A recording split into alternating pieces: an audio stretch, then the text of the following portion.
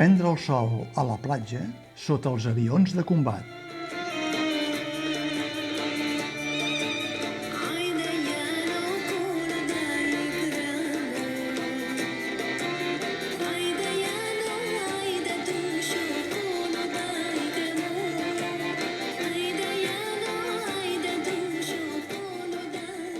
No apagueu els mòbils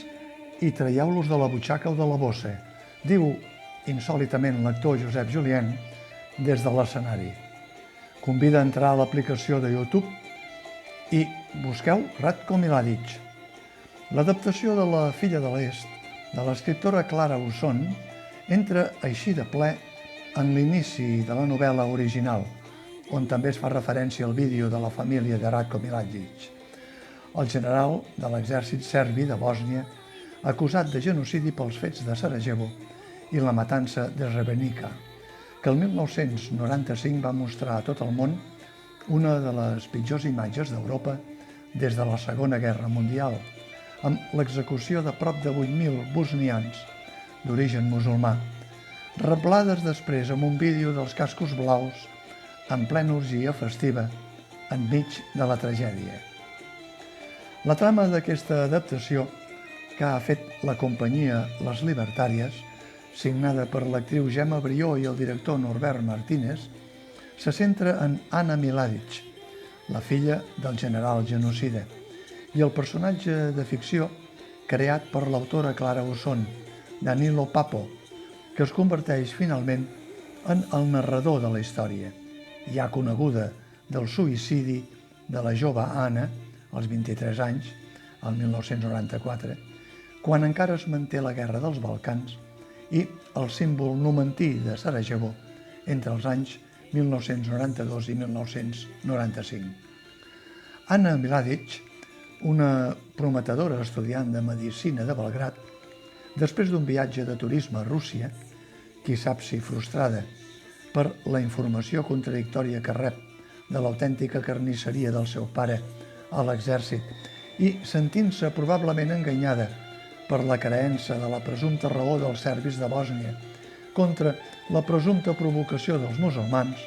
Anna acaba amb la seva vida utilitzant a més el revòlver del seu pare, aquell mateix revòlver que ella mateixa ajudava a netejar quan el seu pare li demanava i que era una relíquia familiar perquè el general Ratko només l'havia fet servir per celebrar quan va néixer ella. La companyia ha revestit l'adaptació amb aires de cabaret i amb la conjunció de diversos registres escènics, amb molta música de l'època dels 90, amb una entranyable fusió amb el gènere de la música folk, que s'atribueix a les diferents cultures del que era la Iugoslàvia comunista fins a l'esclat del 1992, com la popular peça Ajde Jano, multiinterpretada per moltes formacions musicals i cantants de l'Europa de l'Est, que aquí, en un breu repòs de 5 minuts, es convida fins i tot a ser corejada pels espectadors amb una part de la lletra a la pantalla i l'acompanyament a la guitarra de l'actor Roger Julià. Tota la companyia es desdobla en diversos personatges i en un remarcable exercici escènic. Canta, toca els instruments de la banda, porta les màscares dels principals genocides serbis, es mou amb la càmera de vídeo en directe i estil i semblança dels senyors Serrano, té també algunes escenes en peces minúscules que es projecten a la gran pantalla. La filla de l'Est, de la companyia Les Libertàries, està farcida de simbolismes en un muntatge que passa de la teatralitat al musical i de la interpretació dramàtica, amb una breu incursió en el teatre clàssic de Shakespeare i el seu Hamlet, el pseudodocumental de guerra i fins i tot el rodatge cinematogràfic, amb la claqueta corresponent de les preses indicades d'exterior o interior. L'actriu Gemma Brió és Anna Mladic, que reflecteix sovint sense paraules el seu astorament entre el que creu que sap i el que descobreix de la realitat del seu pare. L'actor Josep Julien es desdobla en personatges centrant-se sobretot en el de Ratko Mladic, el més destacat. Ell i l'actor Jordi Rico,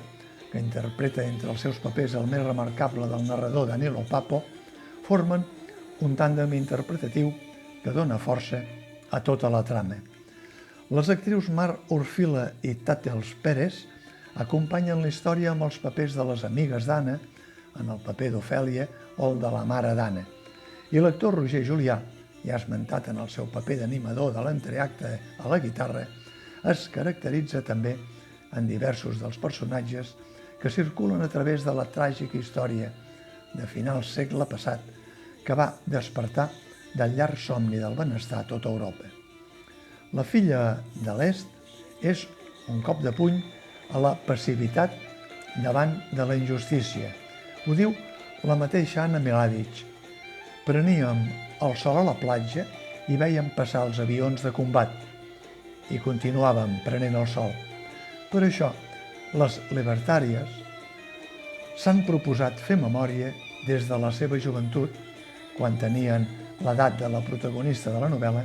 i fer-la amb la mirada del coneixement actual, quan els aires bèl·lics tornen a sobrevolar les platges on es pren el sol i els genocidis es disfressen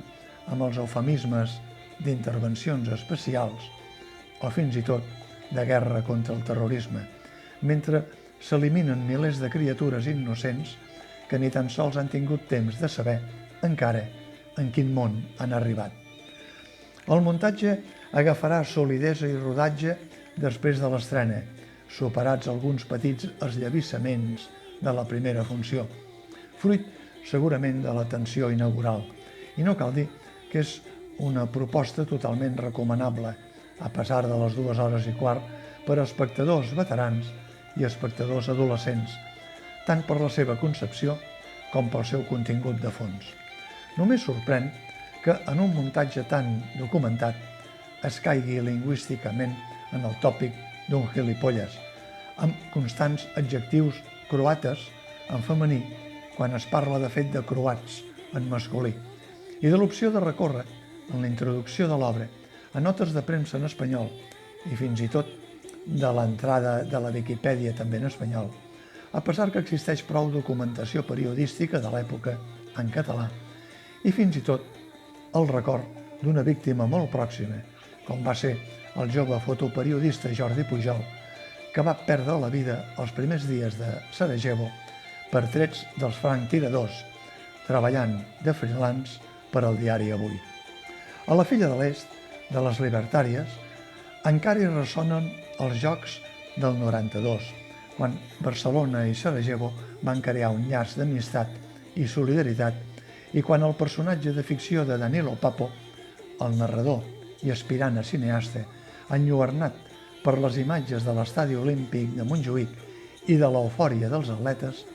aconsegueix fugir fins a Barcelona, on s'estableix. Més que mai, amics per sempre.